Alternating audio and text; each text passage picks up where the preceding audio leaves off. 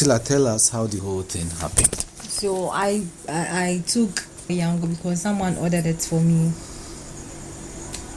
And I picked him from Mataiko to Adabraka. And then the fare was 19 cedis.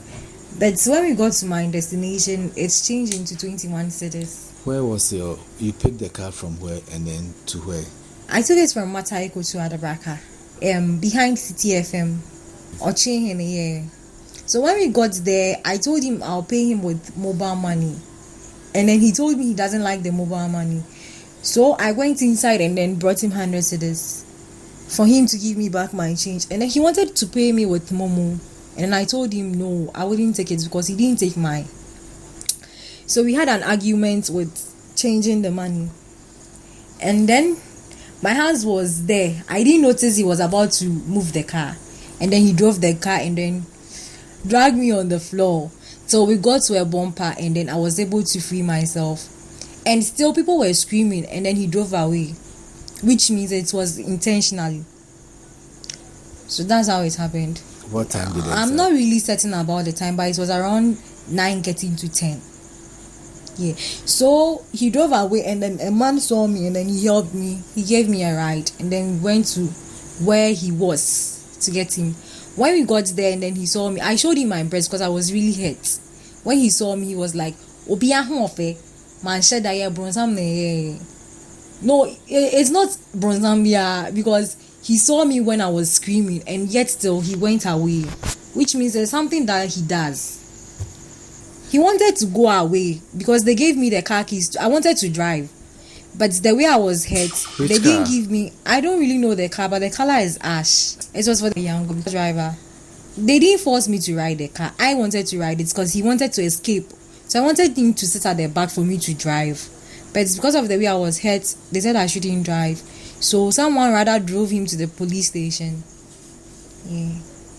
In this case, were you suspecting that the driver was driving the car under the influence of alcohol or what else? Oh, okay. Or did you smell something like that? Yeah. He took an alcohol. How did you know he took Because I can sense it. I hear the smell. Yeah. So he was drunk. And for me, it was he intentionally did it. He did it on purpose. I think it's something that he does already. Because how can you move the car whilst you know my hand was there? His age? Yeah, I can. I think 29 or early 30s because he looks a bit young. He has a down cut hair and then he's a bit ugly. So when he picked you from Mataiko to Adabraka near the Ochenhine's palace, did you have a conversation with him? And then how was it like the conversation? I mean, looking at it with his body language and other things, whilst with him in the car. I think he's a thief because this one is not. You are right in front of my house. There is no way I can run with the money. Even if I run with the money, you can come to my house and take it. They are my relatives. Sure, they will give it to you. But why should you argue with me about this thing? Yeah, because I don't think that is right. Because I was right in front. And I wanted to take the money from him and give him 21 cedis, which was the fare. And he refused. He wanted to send me mobile money. And frankly speaking, I just withdrew the money. I didn't want him to send it again. So with this, how badly are you hurt? I'm really hurt. From my top to my down, my breast, my hand, my knee, everywhere. I'm really hurt. And I have clinicals to do, but because of this thing, I'm still home and I'm suffering. I'm really hurt. So when are you supposed to do your clinicals? I'm doing it on Wednesday. Yeah. Okay. At where? Rich Hospital. When you get to the police station, what happened afterwards? So when we got to the police station, they took him to the Canterback. My parents came there and then frankly speaking, my mom was very annoyed because she was really annoyed. So later on, my parents and my dad went there and then they didn't allow him to look at the guy. Yeah. I didn't know why the policemen did that, but I think they have their reason why they did that. It's their work. Yeah. So from there, the policemen took me to the hospital. In addition with my sister and then my mom. I was given a form But when I got there, they took me to the emergency ward because I was really wounded. And then they gave me treatment and then everything. But first, the policemen said it's what's the name? I don't really know the name. But they gave us form to go to the hospital. And then so when we went, they took care of us. Then they told me to come the following morning. And then I went there. Then they gave me medications, injection, and all those stuff. So from the hospital, we went to the police station today, and then they told us to write a statement form, and then I did. But because of the way I was crying, they told me to come home and come on Wednesday.